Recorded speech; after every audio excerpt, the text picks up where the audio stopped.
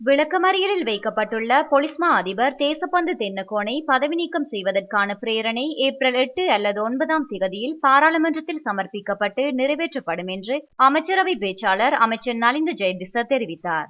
இன்று நடைபெற்ற அமைச்சரவை முடிவுகளை அறிவிக்கும் ஊடக சந்திப்பில் வைத்து இதனை குறிப்பிட்டார். அதே நேரம் தேசப்பந்து தென்னக்கோனை பதவியிலிருந்து நீக்குவது தொடர்பாக ஆளும் கட்சி பாராளுமன்ற உறுப்பினர்கள் கொண்டு வந்த பிரேரணையை பாராளுமன்ற ஒழுங்கு புத்தகத்திற்கு அமைவான உபநிரலில் சேர்க்க முடிவு செய்யப்பட்டுள்ளது. அதன்படி இந்த பிரேரணை எதிர்வரும் பாராளுமன்ற விவகார குழு கூட்டத்தில் கலந்துரையாடப்படவுள்ளது.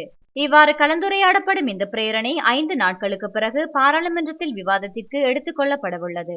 பாராளுமன்ற விவாதத்திற்கு பிறகு பொலிஸ்மா அதிபர் தேசப்பந்து தென்னக்கோனை பதவியிலிருந்து நீக்குவதற்கான பிரேரணையின் மீது பாராளுமன்றத்தில் வாக்கெடுப்பு நடத்தப்படும்.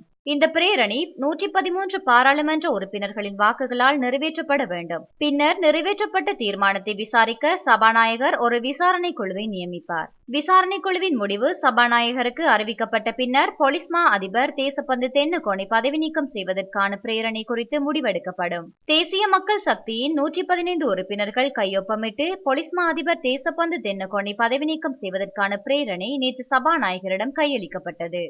பொலிஸ்மா அதிபர் தேசப்பந்து தென்னக்கோனை பதவியிலிருந்து நீக்குவதற்கான பிரேரணையில் அவருக்கு எதிராக 27 ஊழல் குற்றச்சாட்டுகள் சுமத்தப்பட்டுள்ளன. பணியிலிருந்து இடைநீக்கம் செய்யப்பட்ட பொலிஸ்மா அதிபர் தேசப்பந்து தென்னக்கோன் ஏப்ரல் 3ஆம் திகதி வரை விளக்கமறியலில் வைக்கப்பட்டுள்ளார். 2023ஆம் ஆண்டு வெலிகம பெலேன பகுதியில் உள்ள ஒரு ஹோட்டலுக்கு அருகில் நடத்தப்பட்ட துப்பாக்கிச்சூடு சம்பவம் தொடர்பாக கைது செய்யுமாறு பிடியாணை பிறப்பிக்கப்பட்டிருந்த தேசப்பந்து தென்னக்கோன் 20 நாட்கள் தலைமறைவாக இருந்த நிலையில் மார்ச் 19ஆம் திகதி நீதிமன்றத்தில் சரணடைந்தார்.